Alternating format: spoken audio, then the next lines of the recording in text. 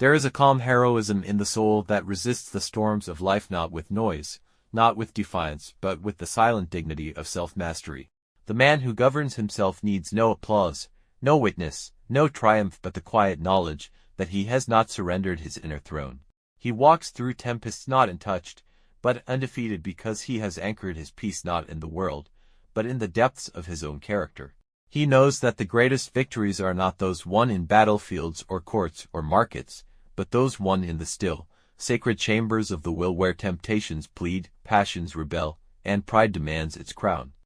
To master one's self is to become greater than kings, for the king may rule lands, but the man of self-control rules something nobler: his thoughts, his tongue, his impulses. He does not react, he responds. He does not lash out, he lifts up. He does not escape hardship, he endures it with grace. This is not weakness. This is power in its most disciplined form. Character is not inherited. It is carved day by day, choice by choice into the granite of the soul.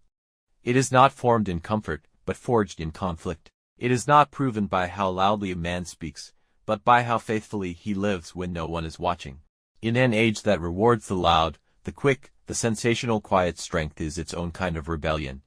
The man of truth does not bend for favor, does not break under pressure, does not borrow his opinions from the mob. He listens first to conscience, not to crowd. Truth is not a banner he waves, it is the compass by which he walks. And even when the path is narrow, even when it costs him comfort, even when it isolates him, he does not stray. For he knows that a life aligned with truth is never a lonely life, but a luminous one. Its light may be dim to others, but it is clear to him. There is a majesty in calmness, not the calm of indifference, but the calm of one who has found something deeper than circumstances. He is not ruled by moods or the madness of the hour. He draws his strength from a deeper well. He does not clamor, he builds. He does not compete, he cultivates. He does not chase praise, he earns peace. To live thus is to be free, not in the way the world defines freedom, as license or escape, but in the higher sense, to be a servant of principle, a disciple of truth, and a steward of the inner kingdom. And what is that kingdom? It is the realm where patience reigns over impulse, where humility tempers ambition, where courage walks hand in hand with restraint. It is where every victory over self, however small, is engraved not in history, but in eternity.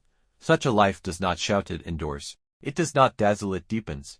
It does not seek the crowd, it seeks the good. And in so doing, it leaves behind a legacy not of noise, but of nobility.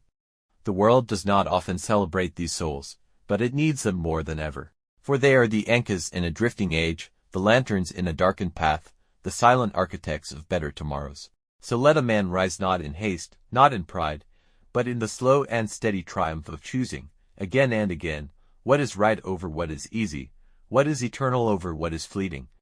Let him be noble not in name, but in nature, and let his life be a quiet testimony that the highest power is not to rule others, but to master oneself.